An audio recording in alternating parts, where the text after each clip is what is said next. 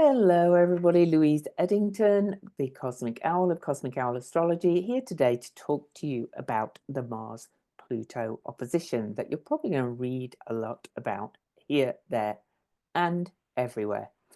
Well, before I dive in though, you'll be pleased to hear that I've gone back to these and ditched that microphone that's been giving me sound issues. I did so much research and spent so much time trying to set it up, and I just couldn't get it right. And then I found a couple of blogs that just said, don't use that one anymore. And I'm like, oh, anyway, so I've gone back to these. I will get a new microphone after more thorough research. But anyway, I actually had bought that one a while back and couldn't get it right back then. And I thought I was going to master it this time. Clearly not.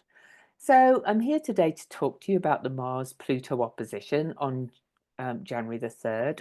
Recording this on New Year's Eve, so we're only 3 days away from it. And the moon is activating it today. But before I do, I want to show you my new t-shirt. Okay, so I spent Christmas in Arizona, in Sedona, lovely Sedona, and we visited Cottonwood and Merkin's Vineyard, run by the singer from the band Tool and multi-talented guy, Maynard. And this was the logo for his restaurant, and this is the Vitruvian Man. And if you don't know, the Vitruvian Man is based upon Phi, the calculation Phi, which is related to the Venus cycle. So I thought I'd put this on to encourage you to come and join me in my wonderful Venus retrograde heroine's journey.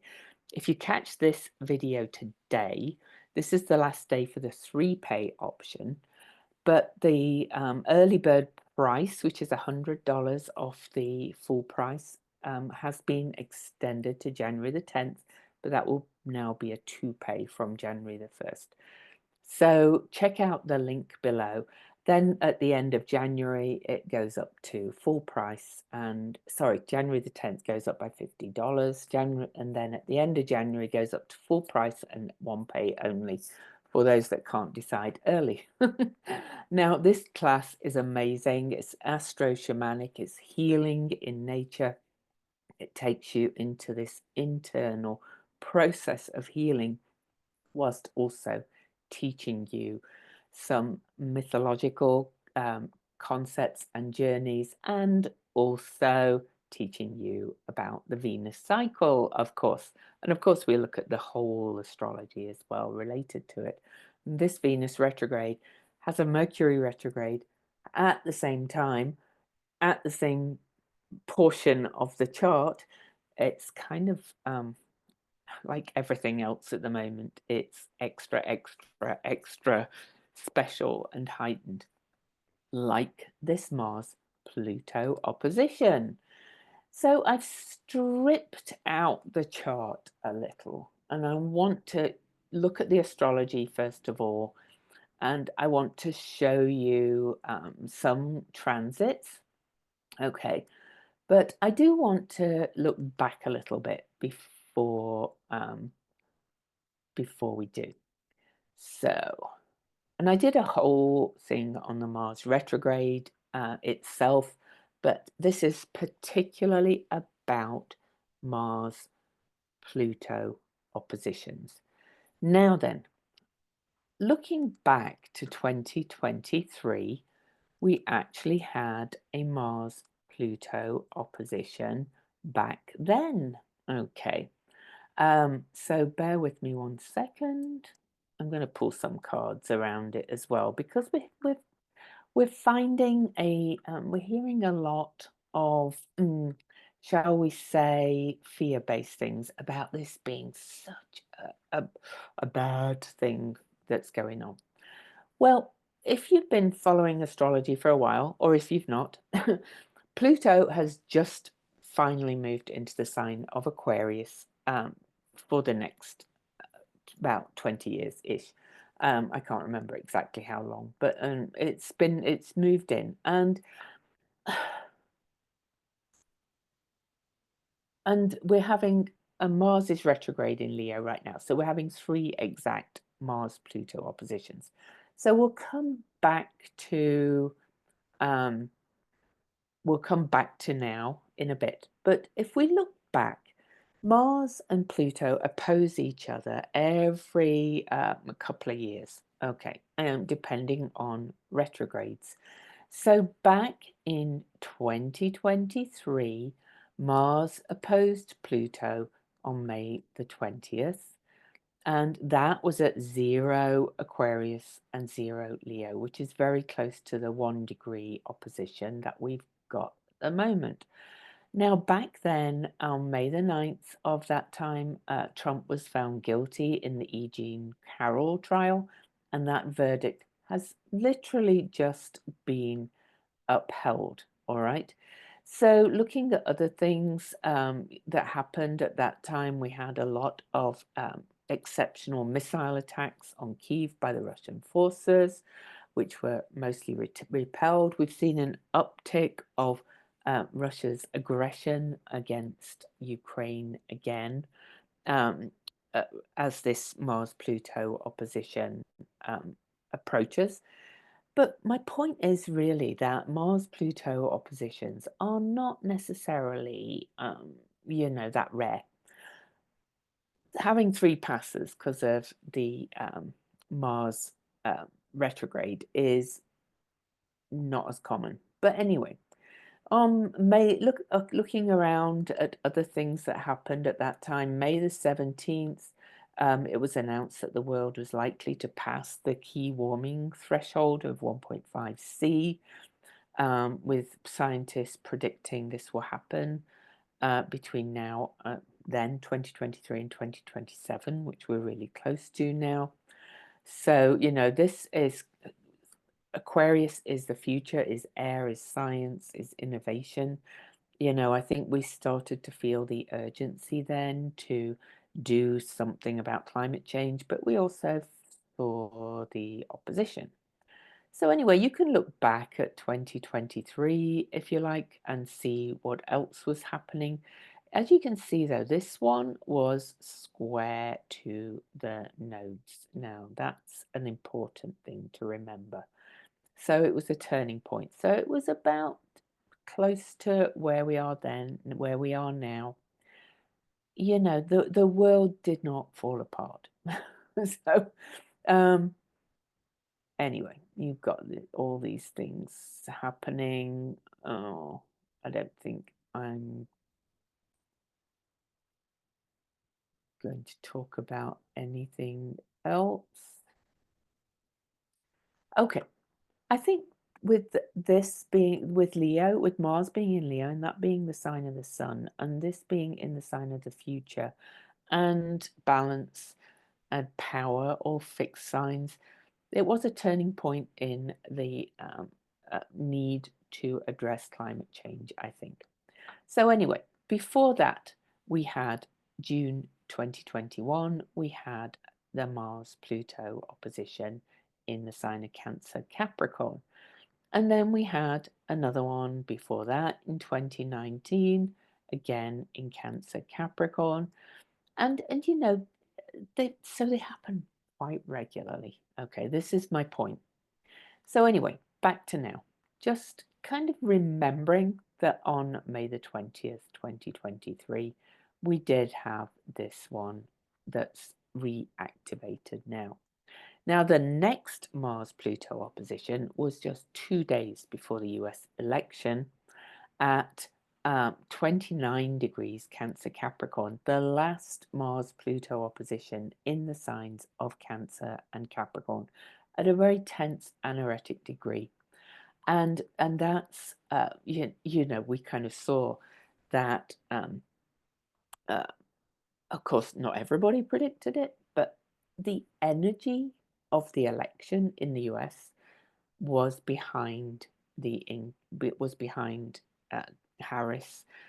Her rallies were huge, and then Mars-Pluto kind of amongst other things brought this shock of she didn't win. Okay, now I drove around several states during that election period, And there was hardly any Trump signs, hardly any for 45. And his rallies were empty. There was all that signalling going on about we don't need your votes, all that kind of thing. And of course, Mars-Pluto is not working alone. A lot has changed since then, since that first opposition. We had Saturn station direct at 12 Pisces, so it was at its station degree. Then Neptune station direct on 27 degrees. The nodes were on their eclipse point at this on this first opposition. I use the true calculation of the lunar nodes, and they sit at the same degree during eclipse season, and they had not moved off 6 degrees at this point, with the last eclipse before that, before November the 3rd, just being on October the 2nd at 10 Libra. So, I'm not going to go into too many details, just trying to tell you what's changed. At that point, Chiron was retrograde. Chiron is now just station direct, literally just now. Uranus was retrograde and is going to station direct soon. Jupiter is still retrograde and is not quite ready to station direct. So, on to this next one. The middle pass of this Mars-Pluto opposition is kind of echoing that one from May 2023 in position. But if you remember, that one was square to the lunar nodes.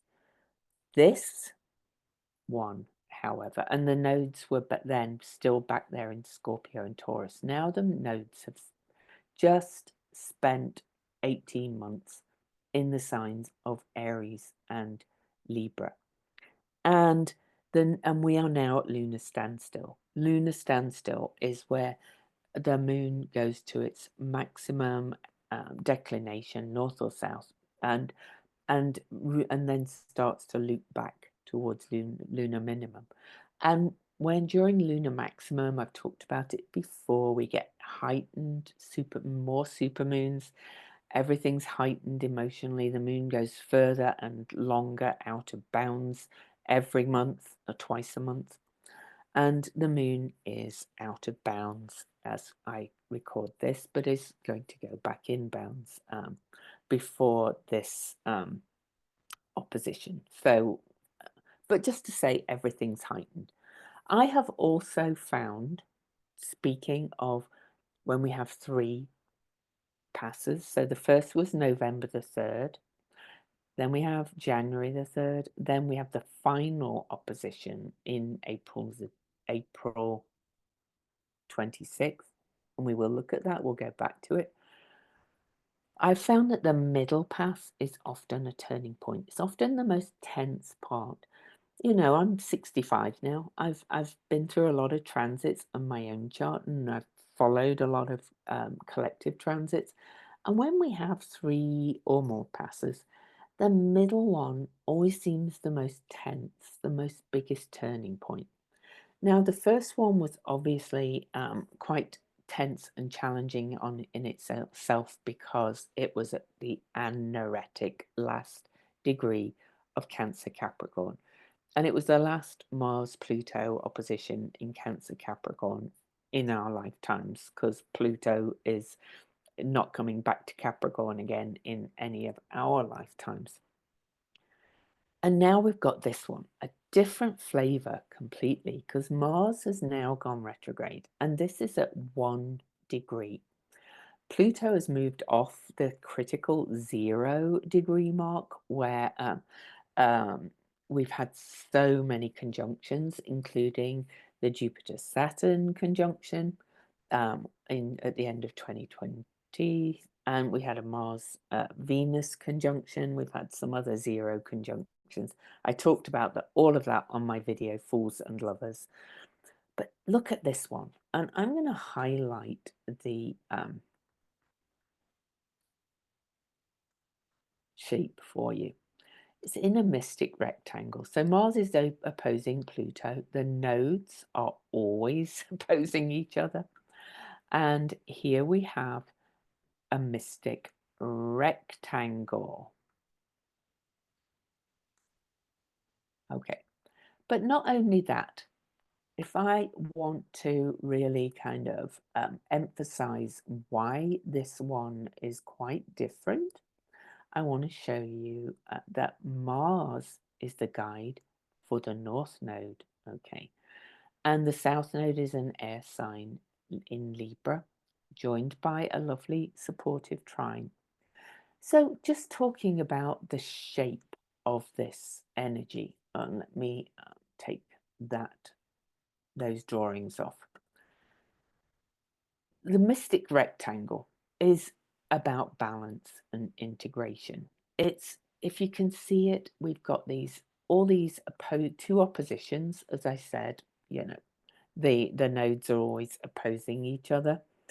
And then, but they're surrounded by two sextiles and two trines, okay, coming together. Not only that, actually, if I add in a midpoint, and I'm just going to add it in quickly, and bear with me while we're through this technical things, I will try and really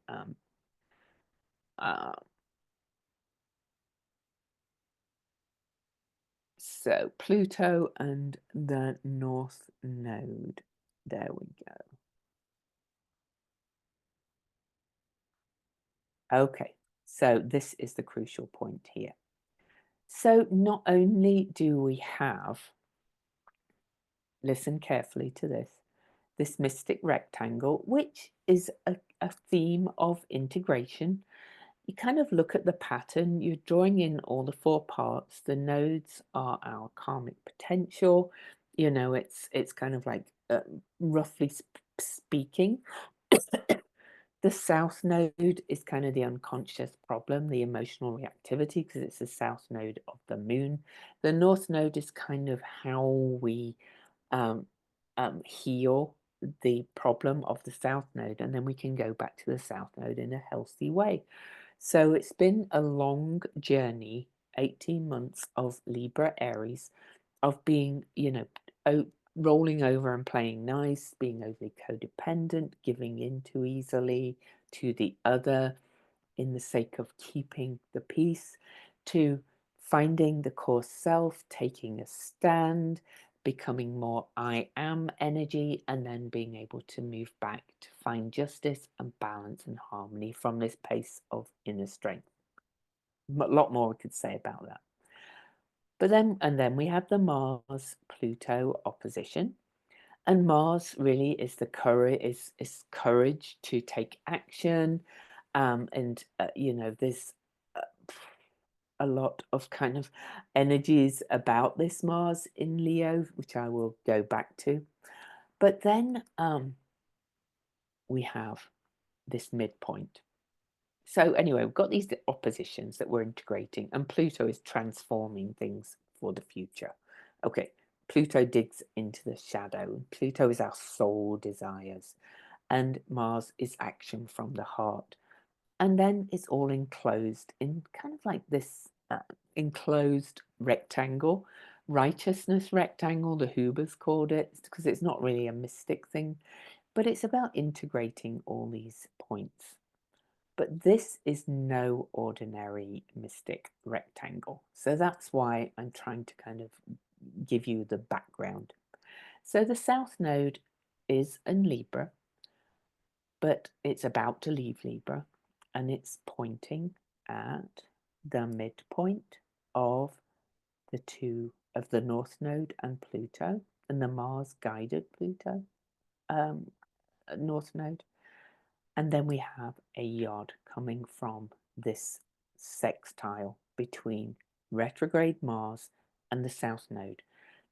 This makes this middle path of the Mars-Pluto opposition extremely powerful, because right at the midpoint of the sextile between Pluto, transformation for the future, digging up the shadows so we can change it, so we can heal, so we can look at our deepest desires for the future, with the Aries North Node on the world point, which is a new beginning. We have Venus. Okay, Venus has just moved into the sign of Pisces, a sign she's very happy in. This is the energy of higher love, of interconnectedness, of dreaming the world into being.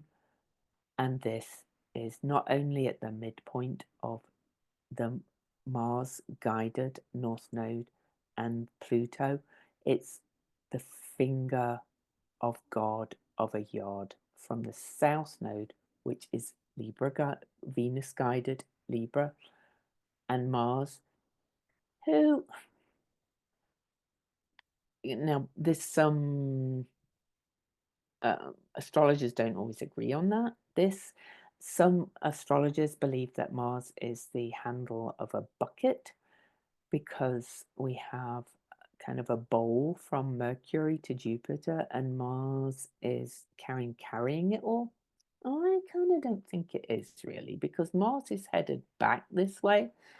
The handle is kind of weakened at the moment. Mars retrograde planets are felt more because they're closest to Earth. I don't feel this is more powerful in many ways. Now, again, astrologers do not always agree, but I kind of go with what my intuition's telling me. But then also December the 30th, Mars went out of bounds. So Mars is acting out of character, beyond, um, um, out of the norm, breaking boundaries. We can see that all this out of bounds energy is happening out in the world of unprecedented. I've never heard that word so many times, not just in the Mars retrograde, but everything is unprecedented. But I think this yard is really important from this mystic rectangle. It's breaking open the mystic rectangle. It just is. It's not such a closed space anymore, because two of the points of the mystic rectangle are pointing at Venus in Pisces, at that 0 degree, at that new beginning, at that Fool's number. The Fool's card in the tarot is the 0 card, a new beginning, in the sign of Pisces, which is the cosmic soup of creation, and or the amniotic fluid. Everything points to birthing. The full moon on in Cancer on the 13th, January the 13th, is well, you can go and watch the video. The sound's not great, but it's definitely listenable, because I've ditched that microphone now. But there's other things too. I'll tell you why I think there's a lot that suggests we are birthing this new paradigm now. And the finger of fate, the finger of God, is pointing at Venus. So check out my Venus class, because it's astounding. But it's just this magical finger of fate, finger of God, new beginning, 0 Pisces. All right, so I'm going to stop the share for a minute. So you've kind of seen where we're going, and we're going to look at a couple of other things. But I will tell you that, hang on. I thought I had that page up, and I've kind of lost it. But I'm so excited by all the things I keep downloading. And so planets, Astros, Seek 2024. I just wanted to look at the exact degree that Mercury stationed retrograde at. Okay, yeah, it was. So on November 26th, Mercury stationed retrograde at 22 degrees, 40 minutes of Sagittarius. Here's Mercury now. I don't believe in the Mercury retrograde shadow, as in everything's going to be all wonky during the shadow. But Mercury has been crossing the degrees it was retrograde at. and is no longer in that zone. Mercury is treading new ground, as well as, and that's at 22 degrees, which is a master builder number. The sun is at 13 Capricorn, the number of the goddess. There's lots of things I could talk about here, but I'm not going to. We're at that lunar standstill, which is in itself a big turnaround. But most of all, I think, is that finger of fate to Venus is what matters. So we're going to look at some of the symbols for that, but I just wanted to, I keep meaning to stop the share so I can just read to you. I don't think Pluto, I think Pluto in Aquarius, Pluto is clearly a powerful planet, but, you know, I think people get very excited about Pluto moving into Aquarius because of the talk of the age of Aquarius. However, I do think that this Mars opposition to Pluto, because the past 2 days before the election was at the very last one, the very last degrees of Cancer, Capricorn, after the Pluto in Capricorn years. So the birth of Pluto in Aquarius is really, he's only been in there since November the 19th, is being accompanied by this opposition. So it's like a bit of an exorcism of the past, which is birthing the new. So, you know, when we're birthing something, we shift from one state of being to another.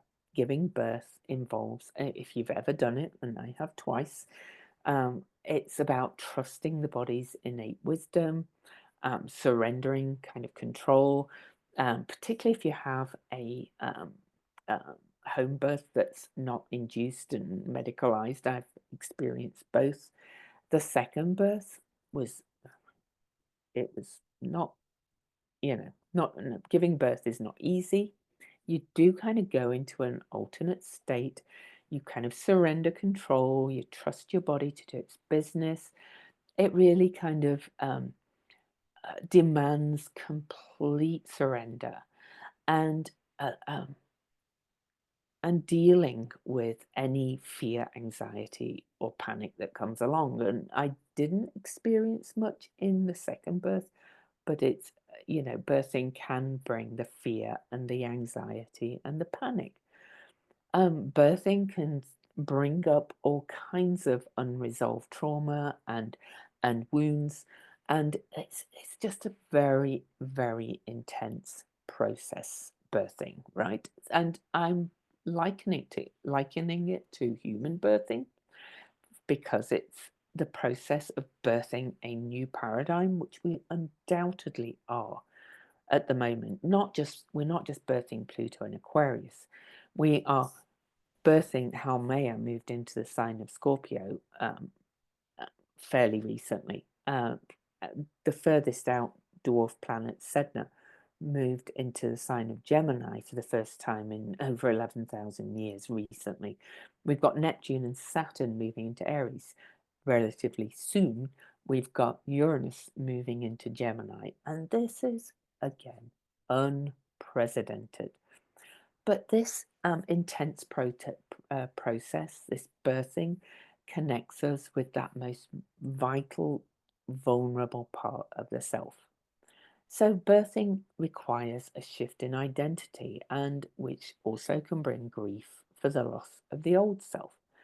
Birthing is a transformation. A new life emerges, and all kinds of things.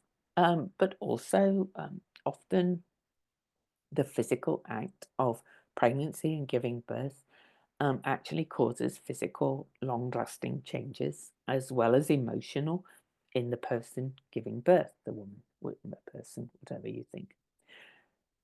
And this is an opposition. Okay, so, you know, an opposition squares almost like kind of push for change. You know, it's kind of like push, tension of action. With an opposition, there is only the opposite, the linear path. Okay, and you are confined by the rules of that path. Mars in Leo and Pluto in Aquarius are staring each other in the face. There's kind of really generally nowhere else to go, except this one has a yacht. But the opposition is still challenging. So Pluto oppositions often kind of strip away our innocence. So you could kind of say that Mars opposing Pluto is, well, Astro Butterfly calls it inner strength, outer alignment. But Mars opposite Pluto wants us to own our power and be aware of the limits of our personal power. So Aquarius wants freedom. Leo is the leader, but it's also the sign of the sun, the heart. This is bringing this big, big transformation, living from the heart to provide freedom for all. I think there's no accident that I am reading Timothy Snyder's book on freedom at the moment, and it's amazing. And he talks about unfreedom and what real freedom is. And Aquarius is the sign of the people.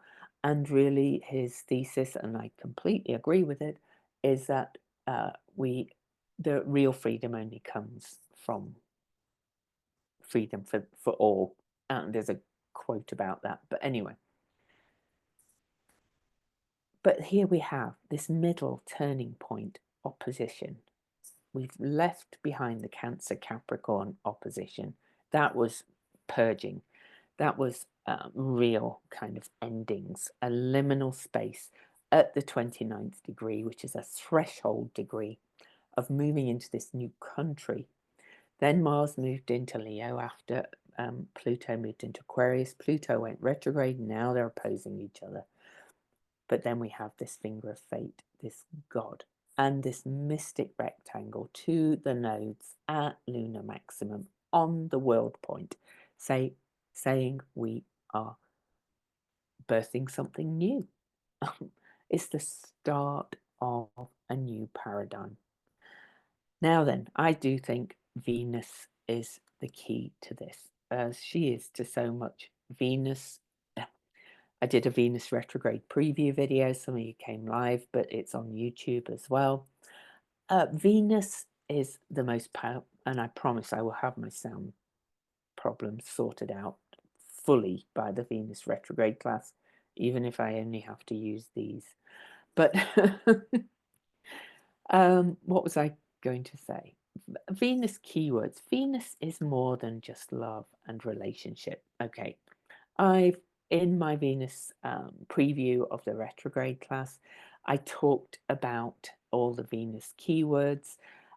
It's at one-ment, which is atonement, but it's also about relatedness, values, harmony.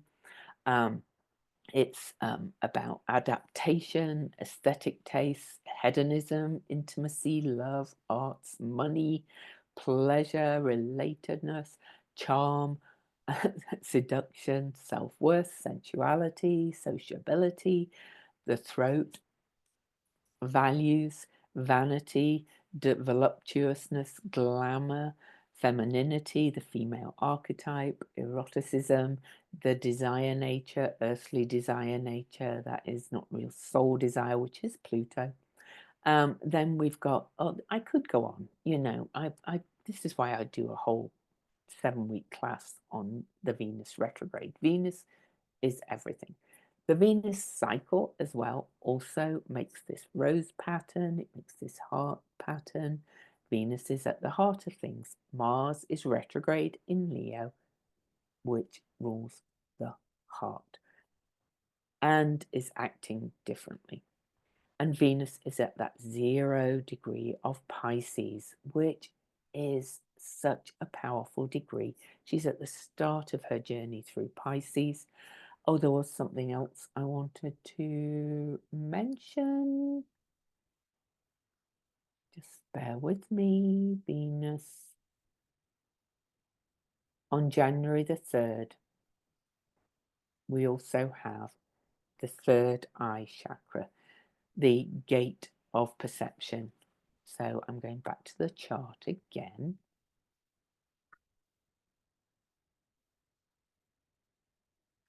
So here's Venus. The moon will later this day, not long after the Mars-Pluto opposition, move to conjunct Venus. So let's show you that.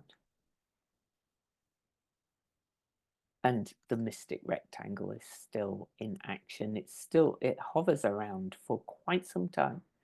Actually, go and look at the full moon, Cancer full moon, January the 13th.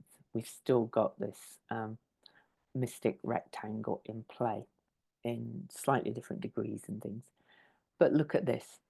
So Mars and Pluto, only 8 minutes apart, really, still are both at 1 degree. Now the moon meets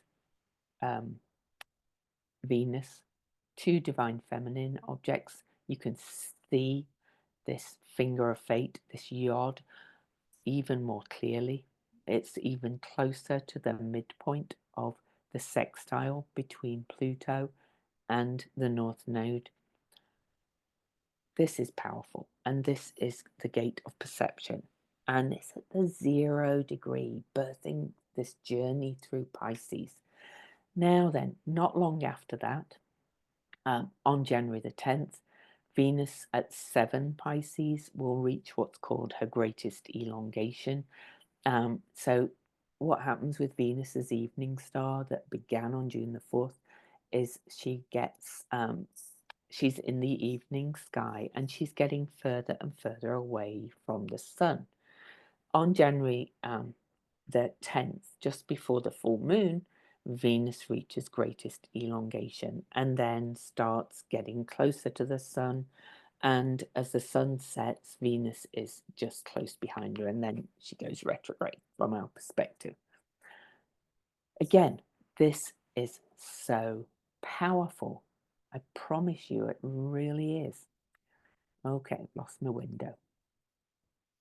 I want to look, first of all, I'm going to pull a card for this 0 Pisces, because you're going to hear all of this about Mars Pluto, and I've already seen posts kind of blaming a couple of plane crashes and things on Mars Pluto.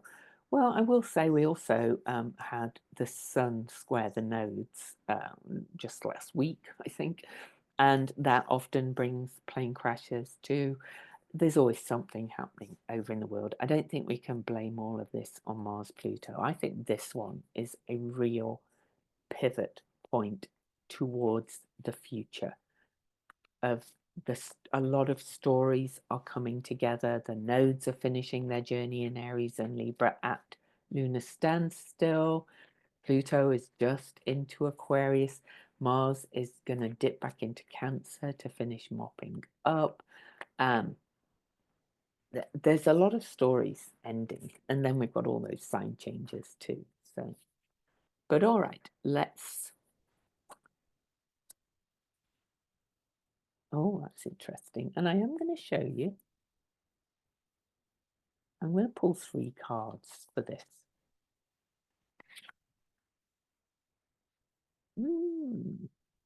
I actually find this really interesting. This is the 7 card, Venus in Virgo, and I'll need my Angeles Arian book. And then we're going to look at the symbols for that 0 Pisces, because that is the focal point of this mystic rectangle in many ways. So 7 of Cups.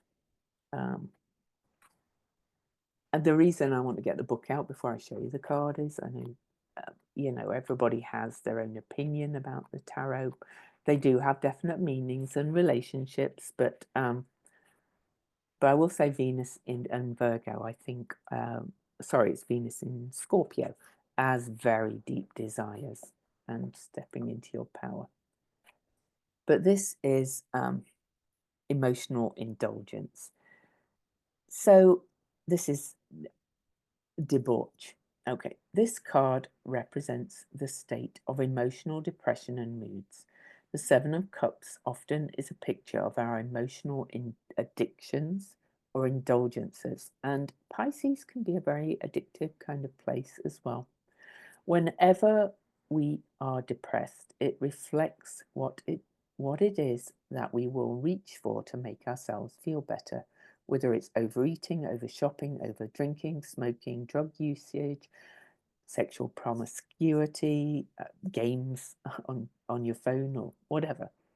This symbol reflects a tendency to indulge in moods and wallow in negative reactions and responses or emotional memories of the past. Debauch is a tendency of feeling sorry for yourself or indulging in being a martyr or a victim.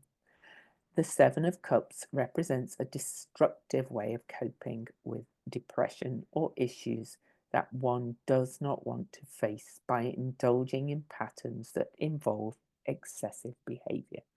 I see this as more of a caution because Venus is at a very potent pressurized point there, and Pisces can be that overindulgence, escapism, filling that cup with whatever on the outside is needed. This is a real call to going within. But the other cards tell me that, again, kind of really give you the way forward. So let me just get the next card up, which is actually my card. So this is the Hierophant. As you teach, so will you learn. If that is true, and if it is true indeed, do not forget that what you teach is teaching you. Now, this is the Hierophant, which is the Taurus card, which is Venus sign. And this is often called the Pope. And it's the principle of learning and teaching. But this is really about learning from all life's experiences and coming within. It's got all of these energies around the outside, and if I could go through them all, there's a scepter of wisdom. Isis is at the bottom of the card. Osiris and Isis gave birth to the star-like child Horus, the Egyptian god of perception and vision.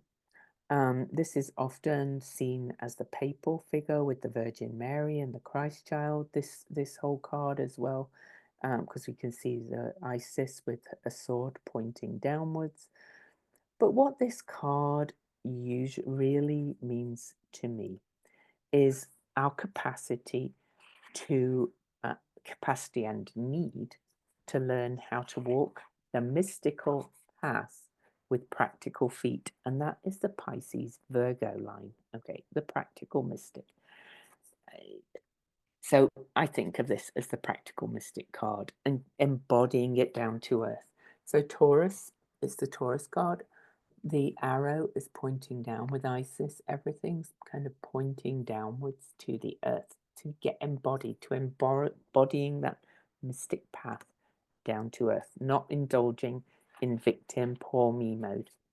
Now then one more card, and then we'll look at the symbols, because this is, I just knew there was something really big, and I hadn't even noticed the yod right away, but then I did. 5, 6, 7.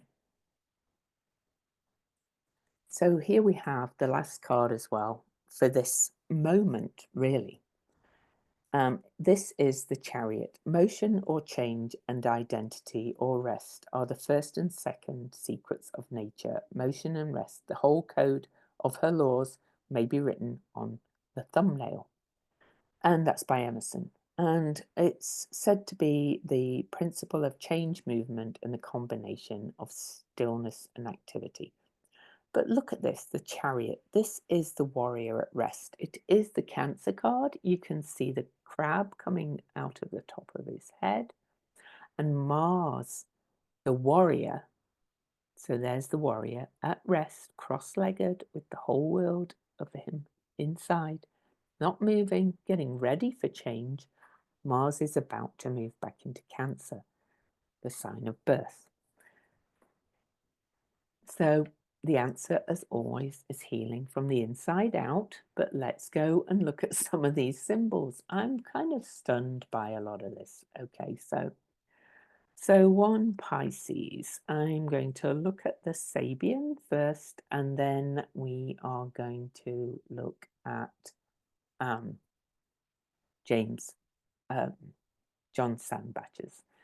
So 1 Pisces is a public market, or it was, according to Rudyard, in a crowded marketplace, farmers and middlemen display a great variety of products. So you can see this is very of the people, right? James Burgess says that this is healthy exchange. Society not only provides security and a set of values, it provides for increases of abundance. He says, exchange ideas, goods, and services mindfully. We can do nothing without cooperative interaction of some kind. We breathe, eat, and feel safe from many dangers, all because we are part of a complex interactive involvement with other living beings. On a very simple level, we are all able to trade our surpluses with someone else's so that both parties are enriched. When commerce is properly managed, then abundance and trust grows and thereby reduces fear and conflict. So this is about reciprocal, coming together, people working together in reciprocity, if I can say that word. Isn't that amazing? And this is a really important finger of fate, God. So, and as always, we have free will. But I see more people coming together. So, Pisces 1, Chandra and Omega symbols. The Omega symbol for Pisces 1 is, hang on. Okay, so the Omega symbol is great expectations. Isn't that good? Okay, and he says this is about transformation to the sublime. Pisces 1, a sunset, a petrified. Oh, okay, this is the Omega symbol. Sorry, his blog was a little bit off. Okay, the Omega symbol. At sunset, a petrified forest glows with iridescence. And he said this is a manifesting experimental degree. This degree is aware of the multifarious forms through which knowledge manifests. It deeply senses the eternal realities that hide in passing forms. What is most difficult for it is to focus on any one thing, for in its world energies flow together and can seem to be so formless as to be inexpressible. Sorry, it didn't make grammatical sense. The way out of this frustration is to embrace the awe and move with the passing shimmerings of each moment. The Chandra symbol for this degree is a field of dandelions. This degree has a joyful appreciation of the common and ordinary and an understanding that all aspects of the human species shared reality have come to be due to having survived and outlived so many other ideas and ways of being that have been cast aside or minimized over time. In other words, there is an instinct for comprehending how the mainstream of society represents the strongest and most persistent motivations of the race. To try and find and support what is most positive and spiritual in this is the goal of this degree. It is the Piscean sympathy shining forth most directly, spontaneously, and universally, like the sunshine of countless stars in a galaxy of dandelions. I just want to read his Azoth symbol. Gifts falling from heaven, some being caught in grateful hands, others disappearing just before they hit the ground. So the universe is showering us with gifts, and we are going to start recognizing it, I think, after this Mars-Pluto opposition. Now, I know I went on quite long here, but I'm just going to finish by saying I'm going to take you to the the final pass of Mars opposing Pluto. This story, that's the pivot point, is this week, will come to some kind of fruition on April the 26th at 3 degrees of Leo and Aquarius. It's kind of a little bit square to the sun, but it's not making any major aspects. I will say that Neptune has moved into Aries by then, though, and the other changes of the planetary kind of energies are starting to really kind of come to fruition. The North Node will have moved back into Pisces. Venus and Saturn and the North Node are pretty much together. Venus is about to end her journey in Pisces, go into Aries, but then turn. She's had her retrograde journey. She's stationed direct. She's heading back into Aries, where she was started her retrograde journey. This is towards the end of Pisces, really starting to burst their new paradigm. There's so much more I could say about that, but look at this opposition. It's compared to the strong, enclosed, turning point kind of energy that's on this week's Mars-Pluto opposition. It doesn't really have as much going on. It's not as powerful in its way. It's kind of going, okay, we've learned these lessons. Mars has changed, transformed as Pluto has asked and is ready to move forward. A magical time. But don't let the fear of this Mars-Pluto opposition drive you. You know, don't move into these kind of like, we can't do anything. We can. We're co-creating. Venus at 0 Pisces says we are. Peace out. That's very Venus in Pisces. See you next time. I'm off to research microphones. Bye. Happy New Year.